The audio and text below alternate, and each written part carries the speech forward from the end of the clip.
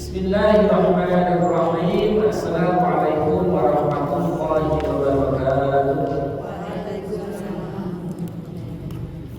Alhamdulillahirabbil alamin. Allahumma shalli wa sallim wa barik ala nabiyyina Muhammad wa ala alihi wa ashabihi ajma'in. Amma ba'du. Allahumma inna nas'aluka 'ilman nafi'an wa rizqan thayyiban wa 'amalan mutaqabbalan. Mudah-mudahan Allah Subhanahu wa taala senantiasa memberikan kita ilmu yang bermanfaat, rezeki yang barokah, dan amal ibadah yang senantiasa diterima oleh Allah Subhanahu wa taala. Kita lanjutkan untuk belajar terjemah ayat ke-268.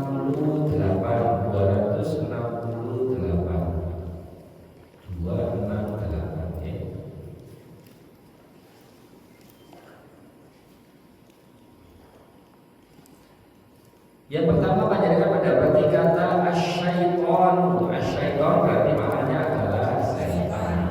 Setan itu.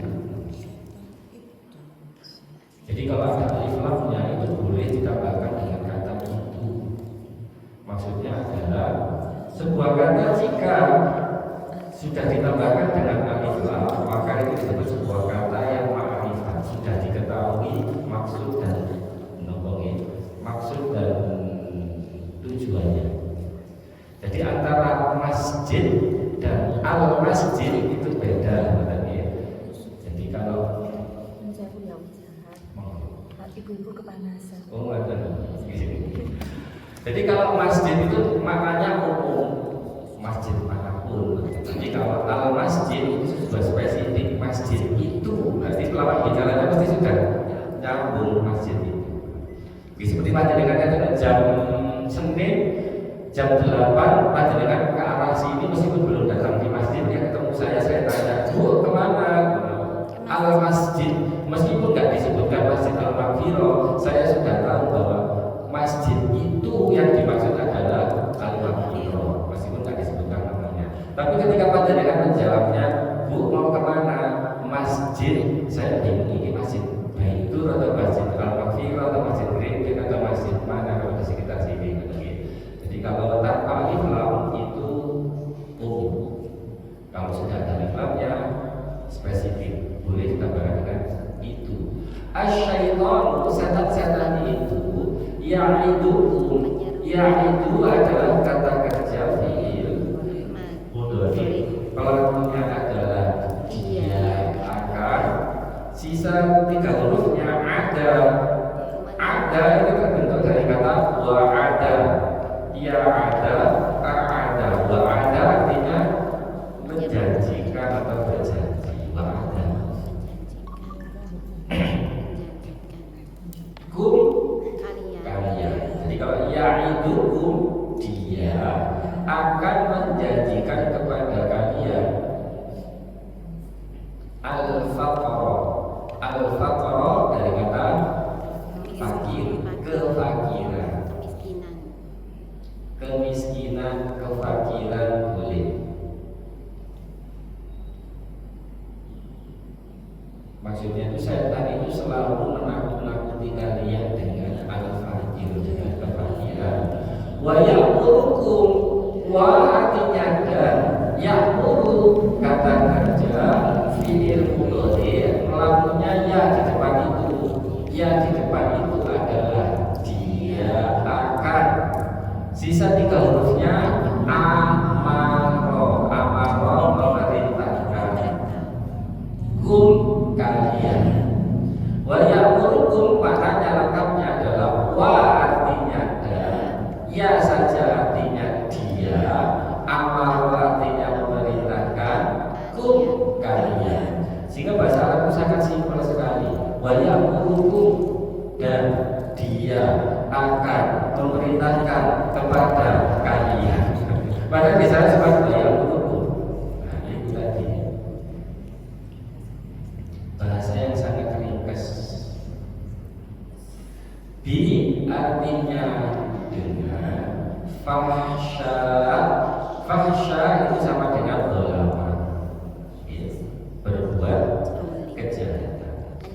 Nah biasanya apa bedanya dolama dan fahsya ini? Kalau dolim itu perbuatan aniaya yang dilakukan kepada orang lain. Orang itu mendolimi saya, nah, itu biasanya kan ada nih. Tapi kalau fahsya itu perbuatan dolim kepada diri sendiri. Nah, kenapa setan itu mau nakut-nakuti atau menjanjikan kefakiran kepada manusia? Jadi menakut-nakuti kefakiran itu sehingga memerintahkan kepada manusia itu supaya berbuat fahsya, yang dimana fahsya yang dimaksud adalah menjadi kikir atau pelit. Ojo sedekah nanti kamu akan menjadi tambah miskin. Nah, setan akan mengatakan seperti itu. Jadi kenapa di sini kok menggunakan bil fahsya? Karena kejahatan atau perbuatan aniaya yang dimaksud itu sudah jelas apa sih itu. Ya, itu yang dimaksud adalah kikir, medit. Ini kepelitan. Ini kepelitan itu tadi.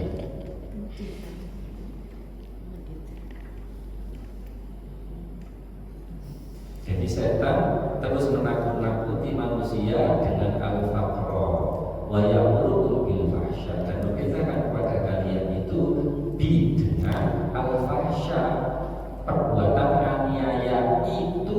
Nah, itunya yang dimaksud adalah kikir.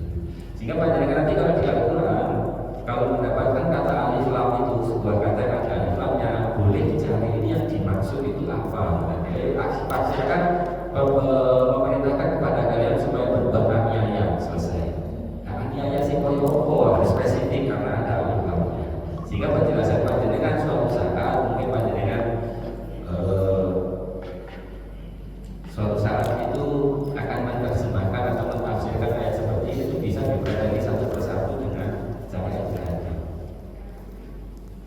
Di asyaitonnya itu karena itu yang dimaksud alif lamnya itu setan yang siapa namanya, yaitu berfakro, memerintahkan kepada kemiskinan itu. Kemiskinan yang seperti apa? Kemiskinan pasti miskin hati, miskin harta, miskin etika. Nah ini dimaksud miskin yang mana? Dimaksud di sini adalah miskin harta. Jadi hal itu sangat menentukan ya maksudnya apa.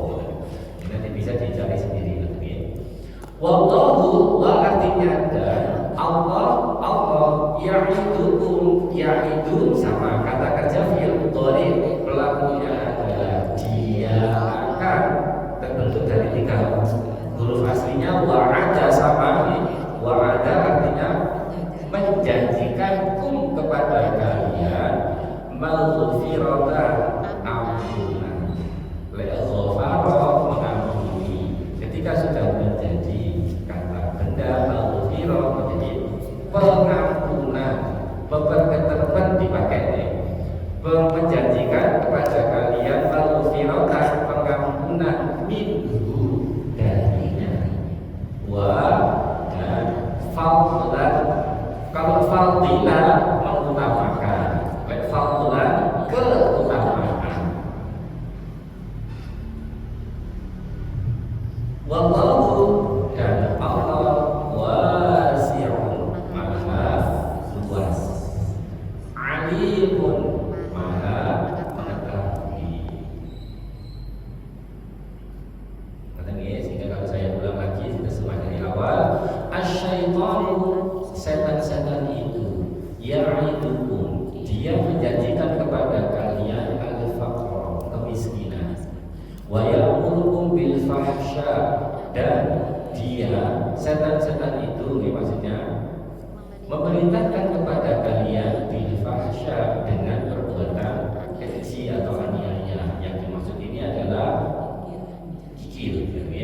Wallahu, sedangkan Allah dan Allah ya'idukum, dia akan menjanjikan kepada kalian maghfiratan, pengampunan, minhu darinya, wa fadlan dan keutamaan. Wallahu dan Allah wasi'un, maha luas, alimun dan maha mengetahui. Ya, ketika dibaca boleh dipotong jadi apa ini?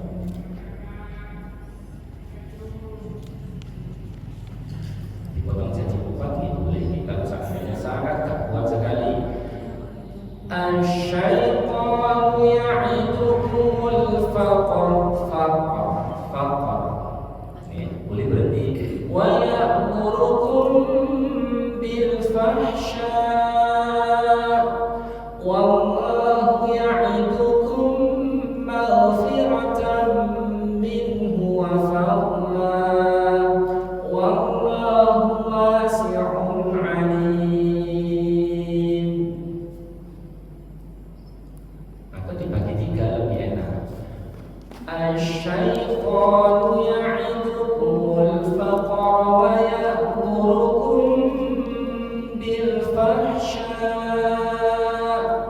wallahu ya'idukum maghfiratan minhu wa fadla wallahu wasi'un alim.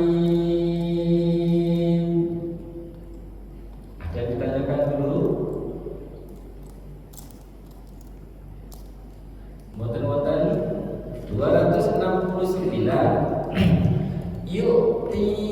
Yukti adalah kata kerja fi'il mudhari. Ibu-ibu yang belum pernah tahu mati mudhari ini apa sih ini maksudnya? Jadi kalau itu adalah kata kerja menentukan fi'il mati atau mudhari. Fi'il mati itu kata kerja bentuk lampau dan mudhari yang akan datang. Sehingga pengaruhnya adalah kalau fi'il mati bentuk lampau itu pasti nantinya akan muncul kata telah. Oke, kalau fi'il mudhari akan muncul kata akan. Ciri-cirinya gampang. Kalau panjenengan menemukan di huruf pertamanya itu huruf ya, ta, a, na, ya, ta, alif, nun di huruf yang pertama, dipastikan itu adalah fi'il mudhari yang artinya akan memunculkan kata akan. Seperti di sini yukti, maka ini adalah fi'il mudhari karena huruf pertamanya adalah huruf ya. Jadi tersimpan kata akan. Pelakunya siapa? Pelakunya ya sendiri itu. Ya itu artinya dia.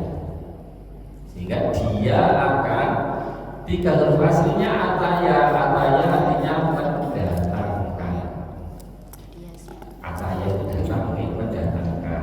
Yukti, dia Allah akan mendatangkan al-hikmah, dia mendatangkan hikmah. Man kepada orang yang yasha sama kata kerja fi'il mudhari sama karena huruf pertamanya adalah ya. Pelakunya siapa? Ya itu sendiri, ya itu adalah dia. Jadi dia akan tiga huruf aslinya sya'a itu. Sya'a pada dengan sering mengucapkan insya Allah. Sya'a artinya menghendaki. Jadi kalau yasha dia akan menghendaki.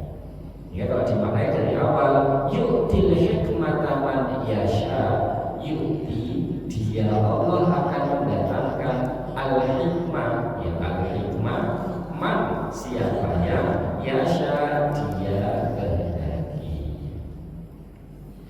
Wa artinya dan man siapa yang yukta. Ada yukti ada yukta. Lek yukta di sana panjenengan perhatikan sebuah kata yukta itu kan aslinya terbentuk dari kata ataya, tapi yang di sana kata tulis, sehingga sebenarnya ta itu adalah huruf sebelum terakhir.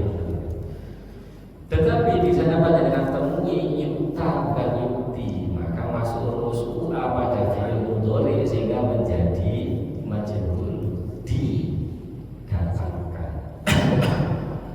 Waman yuta, wa artinya dan, man siapa yang yuta, kata kerja fi'il mudhari pelakunya dia akan didatangkan. Al-hikmah, sebuah hikmah. Faqad, maka qad sungguh utia ya sama dengan katanya sama nih. Dia akan didatangkan khairan kebaikan yang kathiron yang banyak. Jadi barang siapa yang oleh Allah itu diberikan hikmah, jadi mampu menganalisa sebuah kejadian menjadi sebuah hikmah dan pelajaran, maka sungguh Allah telah mendatangkan sebuah kebaikan yang sangat banyak. Contoh ketika panjenengan dia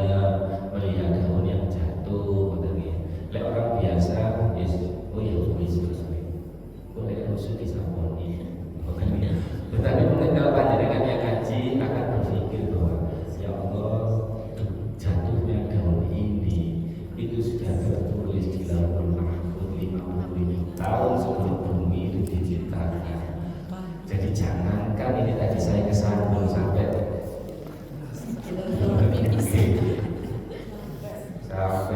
terjungkal ini tadi.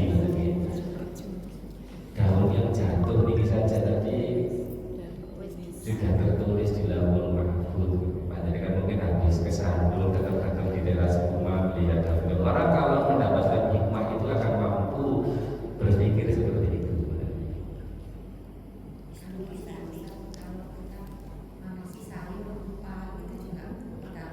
Mungkin.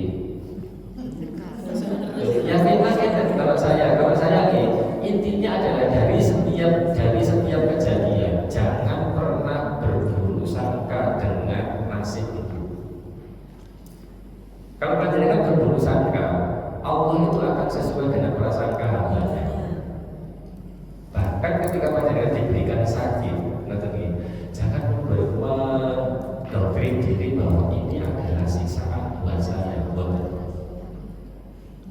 Jadi tetap harus berbaik sangka bahwa sakit ini akan menjadikan saya lebih sabar, lebih bersyukur, lebih gitu. Tapi kalau misalnya sesuatu itu diulang-ulang padahal itu tidak baik, misalnya kita masak, andino masak kok masih gosong, itu kan berarti tadi kok darurat, tapi kok darurat yang bagaimana ini? Kan dari kelalaian. Ada qadar dan ada qadar.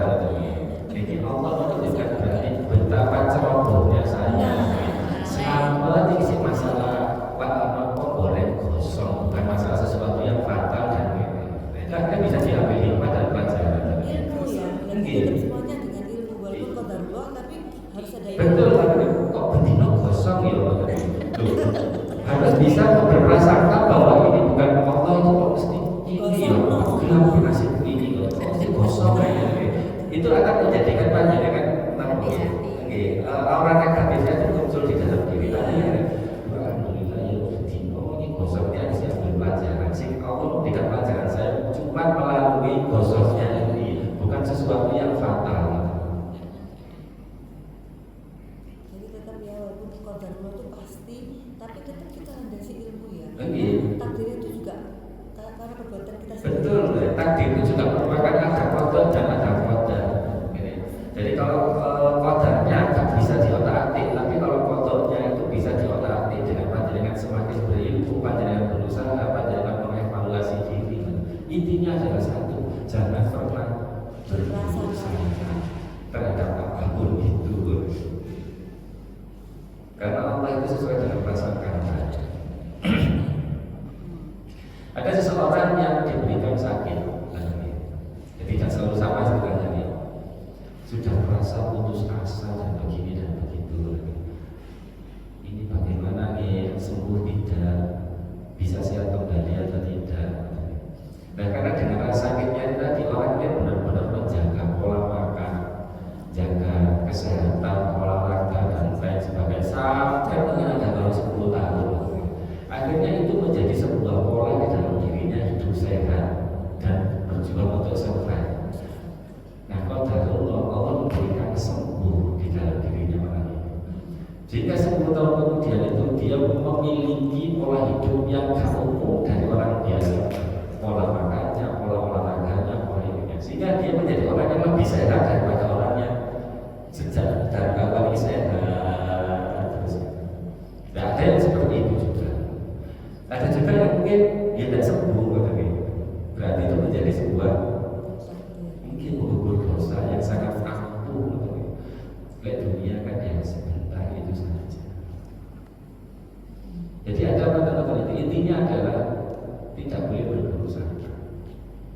Karena buruk sangka itu terhadap nasib itu justru akan menggerogoti hati, menjadikan putus asa. Dan ini tidak bisa dipelajari 1 bulan 2 bulan. Jadi harus menjadi sebuah kebiasaan dan karakter untuk terus berbaik sangka terhadap nasib buruk ataupun baik. Panjenengan kalau mempelajari rukun iman yang terakhir adalah percaya kepada qadar dan qadar khairihi wa syarrihi. Jadi qadar dan qadar itu harus diyakini, sing apik ya sing elek.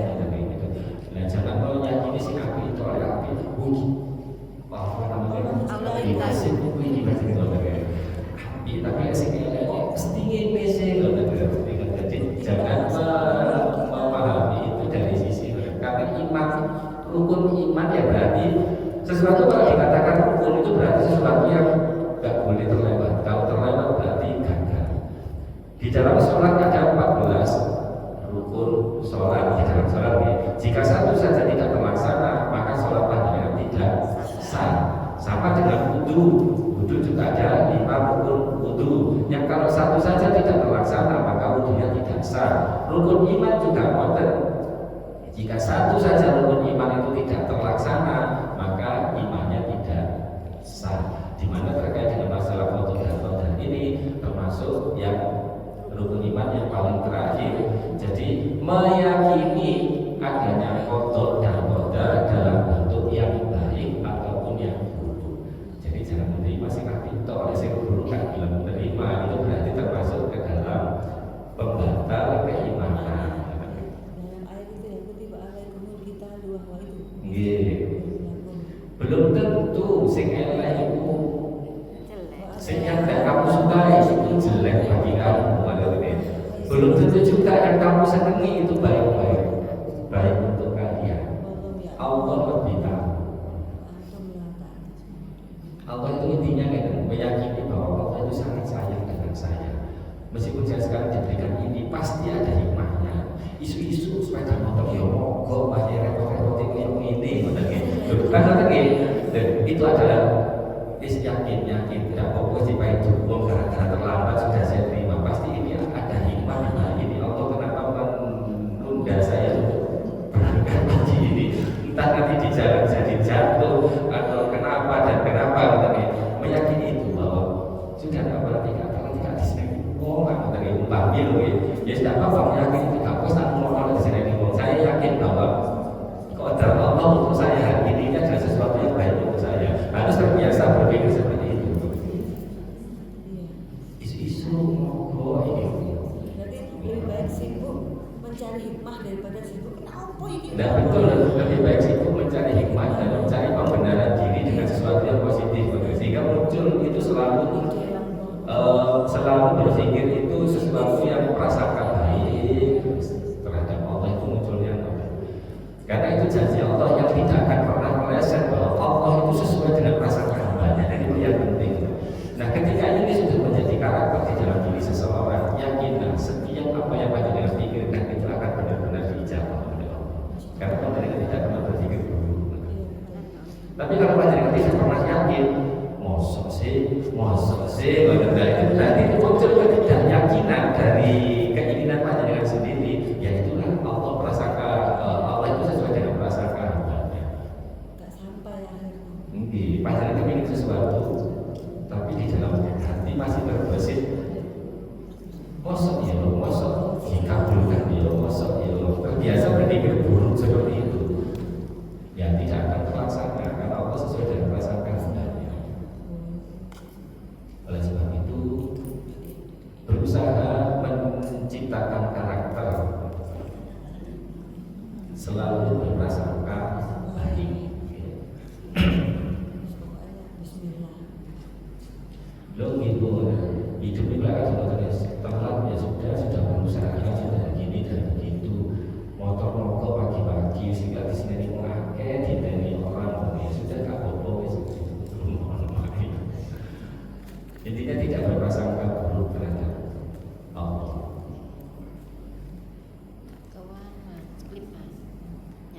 Jadi kalau dibaca di sini menjadi yu'til hikmata man yasha wa man yu'tal hikmata faqad utiya khairan katsira wa ma yadhakkaru illa ulul albab. Ini berbahasanya seekor nih. Wa dan tidak yang zakaru kata kerja fi'il mudhari pelakunya adalah dia akan zikir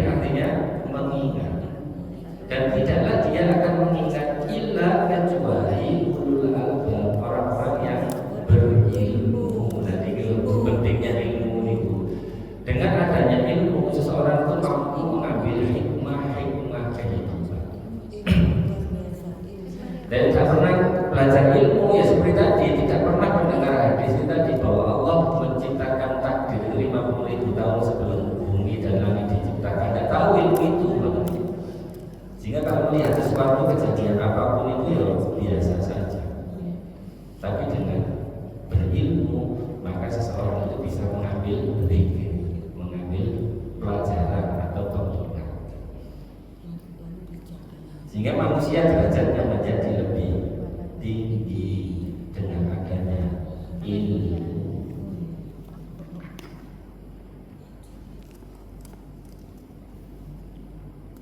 Meskipun ilmu sendiri tapi dimintai pertanggungjawaban.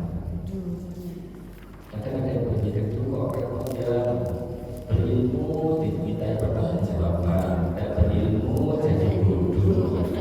Berarti Ustaz, kalau kita belajar sesuatu itu harus diaplikasikan, Mungkin. diajarkan, Mungkin. apapun itu. Apapun itu berusaha untuk di. Oleh sebab itu semua itu tergantung dengan hidayah Allah. Semua tergantung dari hidayah Allah. Seseorang diberikan hidayah ilmu agama berupa ilmu, ya supaya sekedar ilmu yang tersimpan di dalam ingatan dan catatan. Kemudian Allah memberikan hidayah taufik dari semua ilmu itu. Ada bagian-bagian yang bisa dilaksanakan, ada bagian-bagian yang cuma bisa disampaikan, tapi apa yang gak bisa melakukan. Lihat ini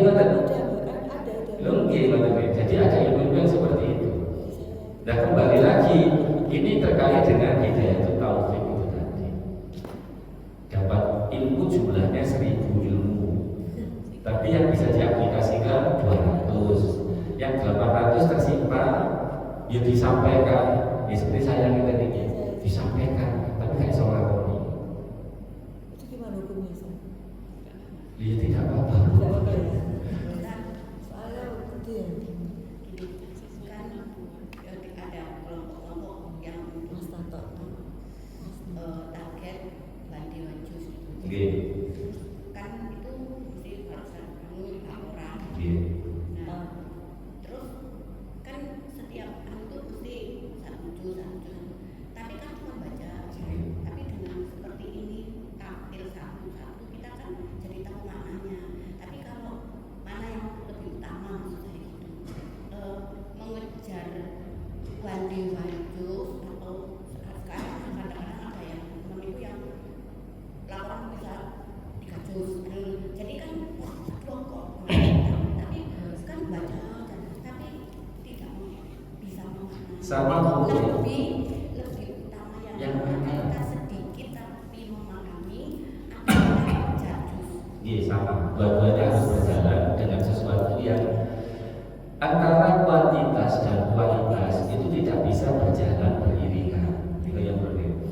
Kuantitas itu adalah banyaknya panjenengan membaca, sedangkan kualitas adalah pemahaman dari yang dibaca. Ini tidak bisa berjalan beriringan. Saya setuju. Seseorang yang mengejar kuantitas, ya pasti akan meninggalkan kualitas. Seseorang yang mengejar kualitas pasti akan meninggalkan kuantitas. Kalau panjenengan one day 1 juz atau one day 3 juz, ya berarti panjenengan fokus dengan membaca itu. Juga yakin saya tidak akan membacanya itu takdir seperti saya kalau membaca yang takdir itu kan menuntut kekorannya juga sehingga ini sesuatu yang tidak bisa berjalan beriringan. Mana yang lebih utama? Ya dua-duanya harus berjalan, sama-sama berjalan. Jadi kalau saya ditanya ini yang lebih utama yang mana, sama-sama utama. Karena membaca Al-Quran pun itu walaupun tidak paham dengan maknanya itu merupakan ibadah. Gitu. Karena definisi Al-Quran dari orangnya Al-Quran itu apa sih? Jadi Al-Quran itu adalah kalam Allah yang merupakan mukjizat yang diturunkan kepada Nabi Muhammad, diturunkan secara berangsur-angsur, dan kalimat terakhirnya adalah al-muta'abbad bitilawatihi, yang merupakan ibadah hanya dengan membacanya tok. Jadi yang perlu panjenengan pahami. Karena ada banyak orang yang menyesatkan, percuma mau coba gak ngerti maknai. Ada kalimat-kalimat sehingga orang jadi alasan asli. Iya, aku gak usah mau coba, percuma mau baca tok kan. Jangan ngotot, karena Al-Quran itu definisinya adalah Al-Quran huwa kalamullah al-mu'jiz, yang merupakan mukjizat. Al-munazzal ala Nabi Muhammad sallallahu alaihi wasallam, yang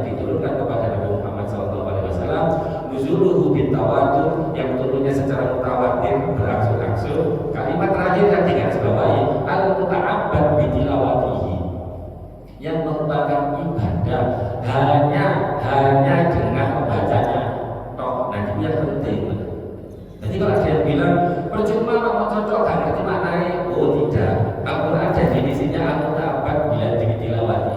Mek mau cocok oleh pahala, meskipun gak ngerti dia dibaca apa. Tapi mungkin ya Ustaz, maksudnya gini, pahala, mau baca, tapi gak bisa paham gitu loh. Betul, betul.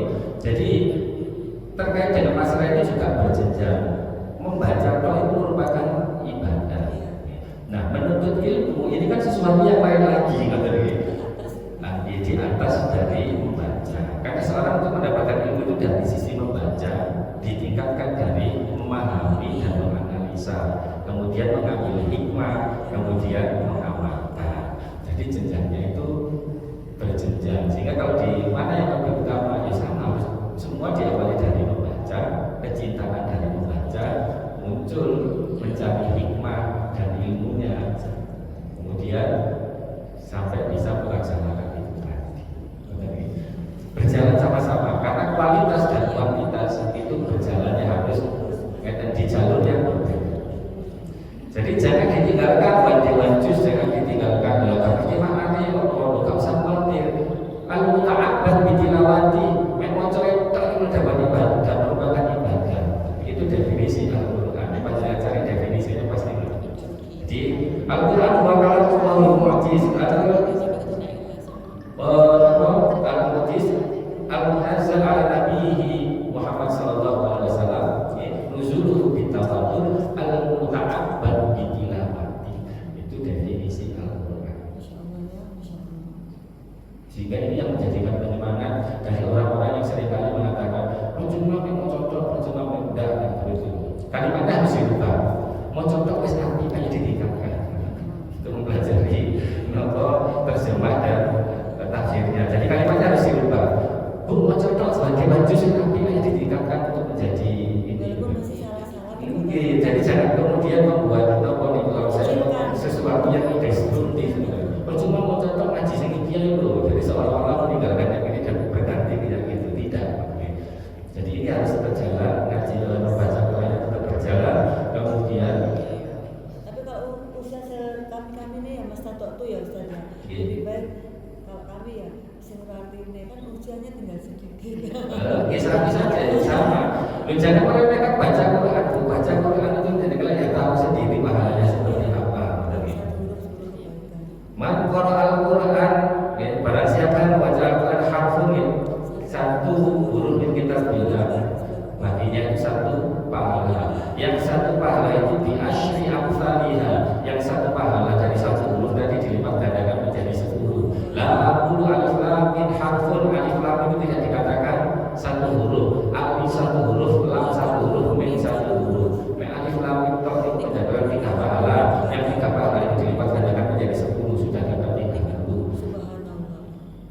Nah kalau banyak itu membacanya bagaimana juz 1 juz itu ada berapa? Tidak bacanya satu Al-Quran berapa huruf yang kemudian dibagi 30 dapatnya berapa? Atau mau itu? Mungkin dan panjenengan yang rajin dan mengamalkan bagaimana juz itu, kemudian apa yang terjadi?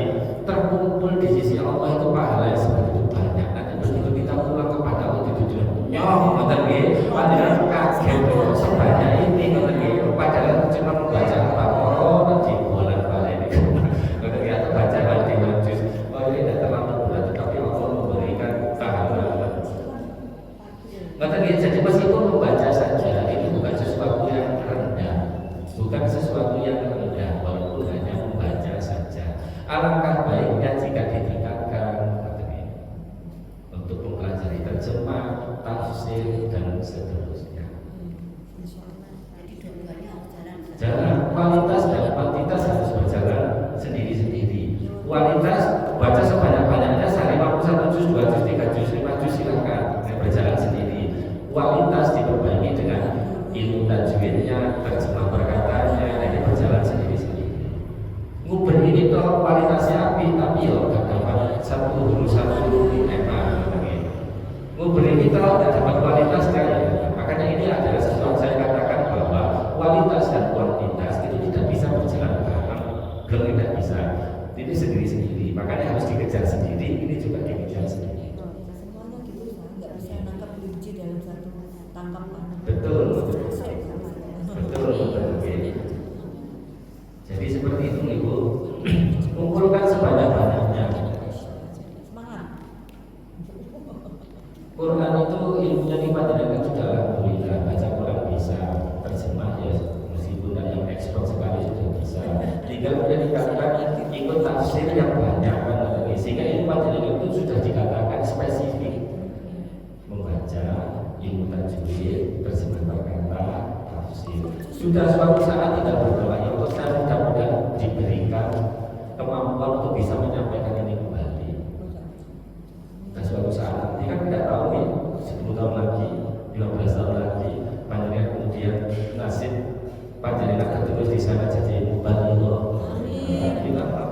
Soalnya gitu saat ada teman bilang bersemangat terus, tapi yang penting jangan puji aja, tapi yang penting banget amalannya. Tapi kan saya kadang-kadang tuh bingung. Misalnya kita bersedekah atau berbuat baik lah, itu kan juga merupakan pengamalan dari kita. Tapi ada teman tuh yang dia itu memang senang tuh apa ya, bagus gitu loh amalnya begini begini. Terus saya belum mampu seperti dia gitu. Terus saya kan ya itu tadi wancus ya seperti ini. Saya supaya misalnya gini belum bisa mengamalkan apa yang kita bilang, saya belum bisa semuanya gitu. Ya betul Bu, memang seperti itu. Ya. Intinya adalah kalimatnya diubah. Jadi ojo mau contoh itu kalimatnya kan bermakna negatif yang menjadikan seseorang menjadi pesimis akhirnya dengan amalannya. Karena tadi saya diubah. Sudah bagus Bu, wajib saya ditingkatkan menjadi seperti ini. Harus kalimatnya apa? Sehingga menjadi sesuatu yang memiliki konotasi optimis. Bagaimana jadi kalau menyampaikan sesuatu ke orang lain juga ngotot. Wajib bagus Bu, wajib 3 juz boleh silakan bagus. Tapi ditambahi ikut terjemah berkata, ikut tafsir, ikut ini, ikut itu. Jadi supaya tidak menjadi ini. Saya kadang itu juga seringkali seseorang itu mengatakan itu percuma ngaji tok, kamu contoh kan di mana nih.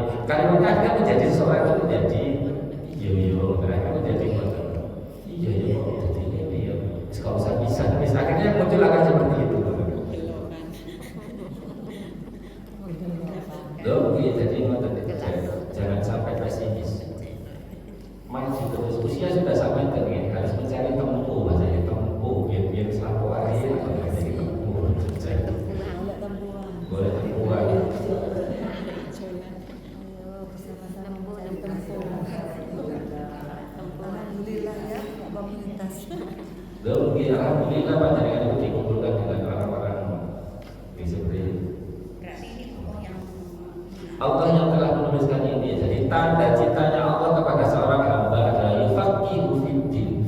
Jadi tanda cintanya Allah kepada seorang hamba itu bukan diberikan harta, tetapi diberikan kefaqihan, diberikan ilmu agama yang lebih dari orang umum lain. jadi diarahkan Sehingga langkah kaki panjenengan diarahkan menuju yufaqihu fiddin.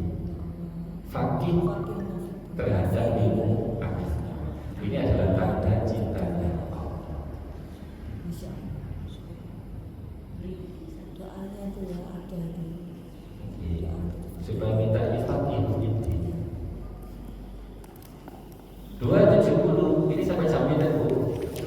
Ada ngaji lagi? Oh tidak ada, agak telat sedikit tidak apa-apa ini. 270 wama artinya dan ma apa ya? Anfaqatum. Kalau ada kata tum itu mesti kata kerja fi'il mati pelakunya kalian.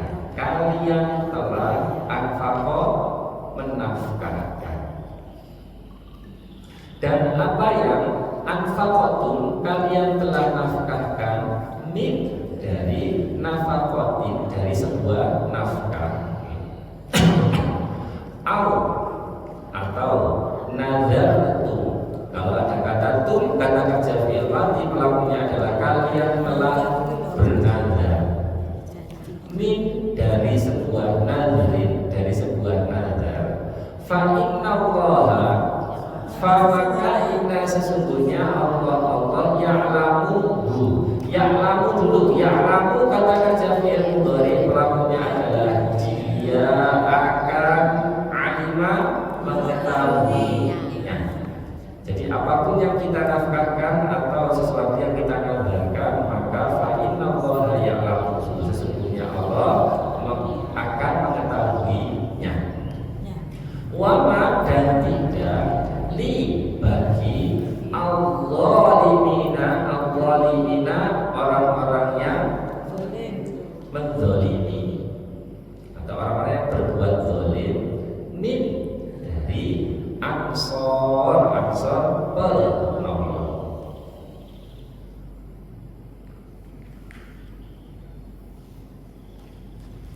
ini.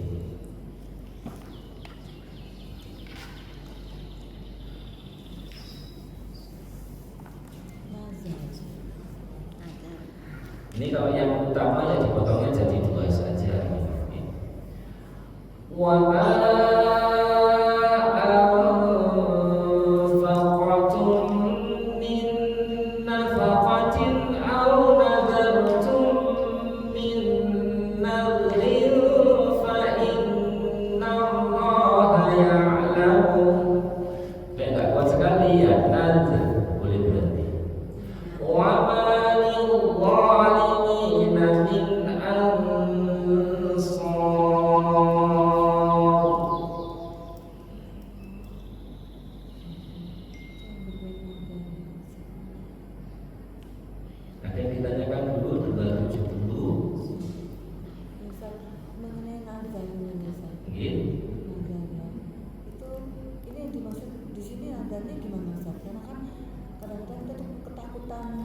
dulu tuh nggak paham dengan nazar, jadi sering misalnya kok ya aku nazar gini gitu, tapi kenyataannya kesulitan. Itu gimana Ustaz? Nazar itu sebenarnya sesuatu yang diperbolehkan, tetapi ada sesuatu yang tidak disarankan. Karena nazar itu menunjukkan seseorang itu menjadi seolah-olah ada, kalau dapat nikmat baru dia akan melakukan itu. Jadi seolah-olah dalam bahasa konotasinya itu negatif, jadinya medit gitu. Kalau saya lulus, saya akan puasa dengan kami setahun. Tapi nggak lulus, ya udah. Jadi seolah terhadap Allah itu hitung-hitungan yang sampai level itu. Tapi itu boleh. Kalau misalnya adanya gini, saya ini ya, saya tuh punya adik yang berkebutuhan khusus.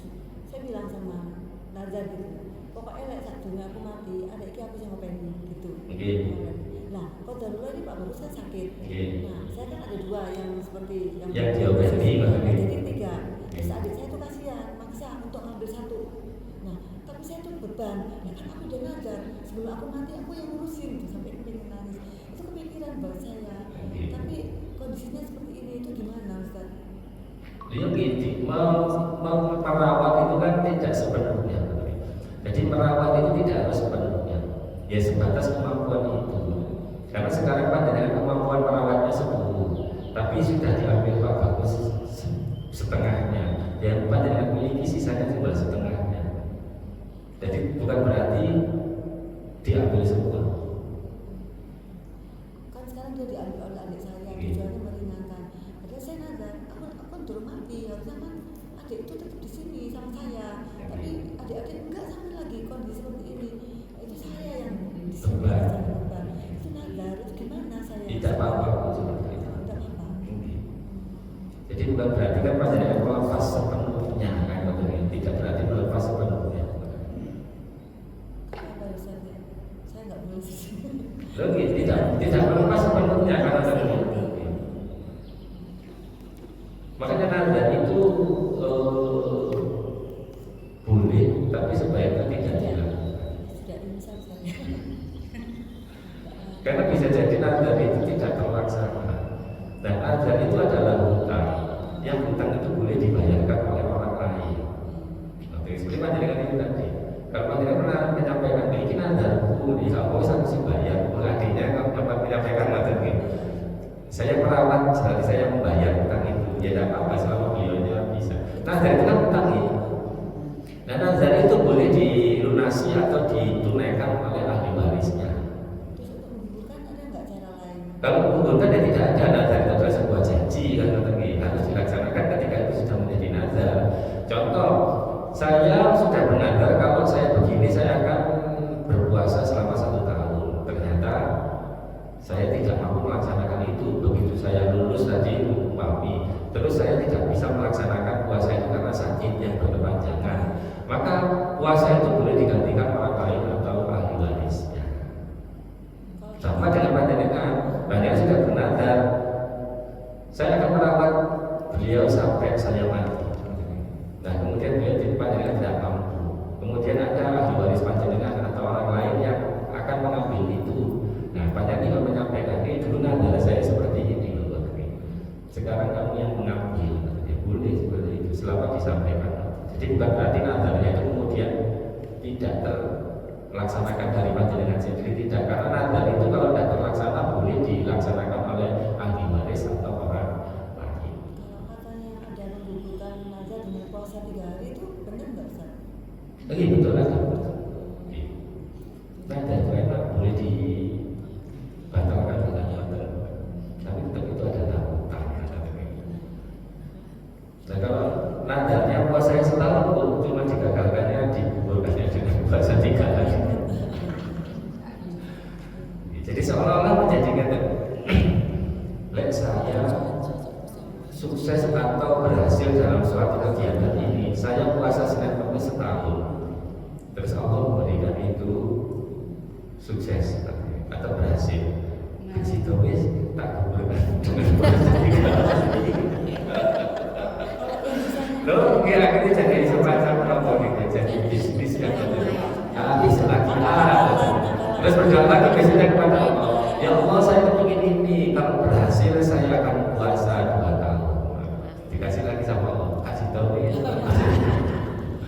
Gimana juga tuh? Kalau ketidakmampuannya karena gini, misalnya pada saat teman ya, pada saat dia berhaji, lupa doa, ya Allah kalau aku udah rezeki nanti aku akan mengajak di sini seluruh anggota keluarga.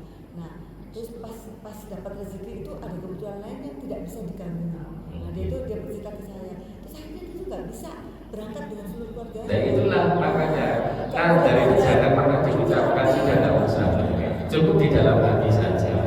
Ya Allah mudahkan aku untuk bisa berangkat ke sini dengan anak cucu. Sudah selesai, jangan dinadarkan yang apa itu. Karena bisa jadi nadar itu tidak terlaksana. Intinya nggak boleh kebanyakan nazar. Iya, tidak boleh kebanyakan nadar. Ya meskipun tidak diberikan sesuatu oleh Allah, nadar itu tetap berusaha untuk menjadi yang terbaik. Sehingga tidak menjadi beban badan. Tidak bisa. Menurut saya itu menggugurkan dengan puasa 3 hari. Nah, itu tadi. Tapi nadar Allah bayarin puasa 3 hari. Jadi seolah-olah menjadi kayak main-main. Benar-benar nggak bisa ya. Oleh sebab itu kalau menurut saya jangan bernadar. Tidak perlu bernadar. Itu kan janji kepada Allah ya. Meskipun itu boleh saja, tidak berdosa, tapi sebaiknya jangan. Maksudnya tetap berusaha menjadi yang terbaik tanpa nadar atau tanpa jual beli atau transaksi yang seperti itu. Yakinlah bahwa semua kebaikan juga akan dimudahkan oleh Allah atau dibalas oleh Allah dengan sesuatu yang baik. Karena seringkali Allah menguji seseorang dengan nadarnya sendiri. Seperti itu tadi, sudah bersekali janji. Seringkali memang tak mati itu sama ibu ternyata karena yang lain.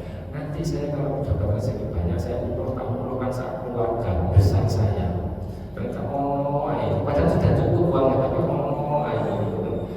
jadi Allah itu kadang menguji dengan nadarnya sendiri. Karena ucapan janji dengan Allah tidak akan sekonyong-konyong digampangkan. Pasti Allah juga akan menguji dengan Permintaan maafnya untuk hamba yang pernah itu gimana Ustaz? Supaya tidak terlalu bertanggung jawab nanti. Nah itu kan berat ya. Ya boleh memang dengan pengukuran itu dengan berpuasa selama 2 atau 3 hari. Ikhtiarnya itu ya. Ikhtiarnya itu meskipun sebenarnya di dalam hatinya kayak ayo Tapi yo Iya, iya. Senada. Maka dari di sini seperti itu. Kalau terkait dengan itu juga yang perlu diperhatikan hanya pada kata jangan dibaca bundu karena seringkali membaca itu kalau saya dengar itu lid bundu liu ekornya suap liu jadi jangan dibaca ekornya hilang. Jawab banget Jawa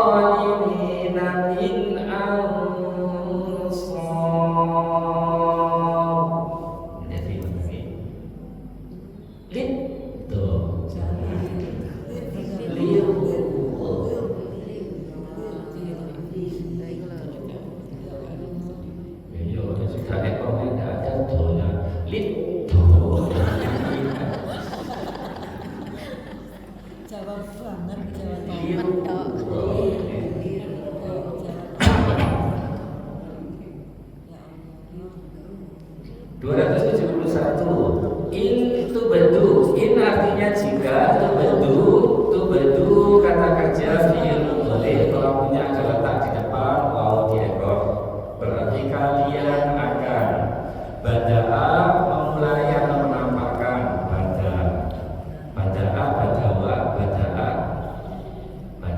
badaya memulai atau menampakkan apa nih?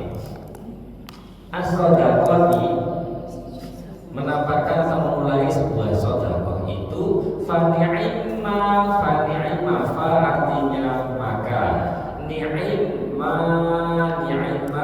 itu adalah kata kerja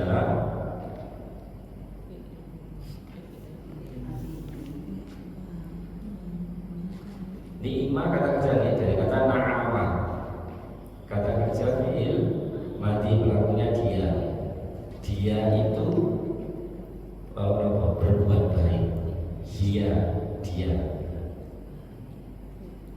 atau kalau dalam kata yang lain jika tubadu kalian akan memulai sedekah fani'imahi maka itu adalah sesuatu yang baik baru akan memulai saja belum sedekah ini wa artinya dan in jika tukhfu kata kerja fi'il mudhari pelakunya tak di depan mau di ekor kalian akan khofafa meringankan menyembunyikan berarti ini menyembunyikannya wa tu'tuha wa artinya dan tu'tu kalian akan mendatangkannya kepada al-fuqara kepada orang-orang fakir fahuwa maka dia khairul lakum lebih baik bagi kalian.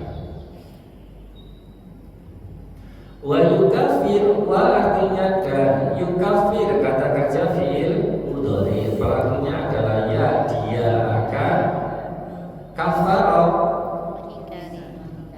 mengingkari betul dan dia akan mengingkari ankum tentang kalian min dari sayyiatikum keburukan kalian yang maksudnya adalah bahwa sedekah itu akan menghapuskan atau mengingkari kalian dari keburukan kalian yang maksudnya sedekah itu menghapus keburukan wallahu dan Allah dengan apa yang ta'maluna kata kerja dari pelakunya kalian akan mengerjakan itu khabirun maha menerima kabar atau maha mengetahui berarti ini kalau dibaca menjadi tubadu shadaqati fani'immahi wa tukhfuha wa tu'tuha al-fuqara fahuwa khairul lakum wa yukaffiru ankum min sayyi'atikum wallahu bima ta'maluna khabir.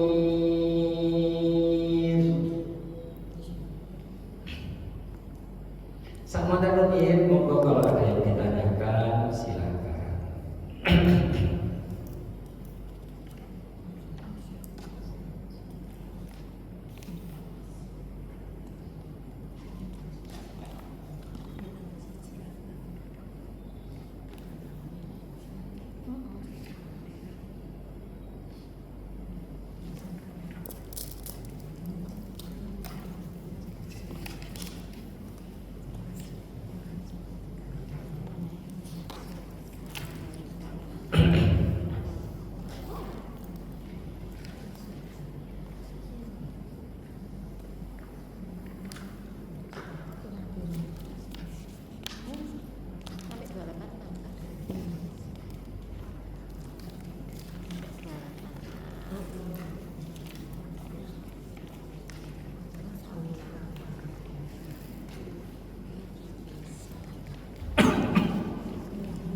Monggo kalau ada yang ditanyakan silakan Bu terkait terjemah atau ayat menikah ayat ini.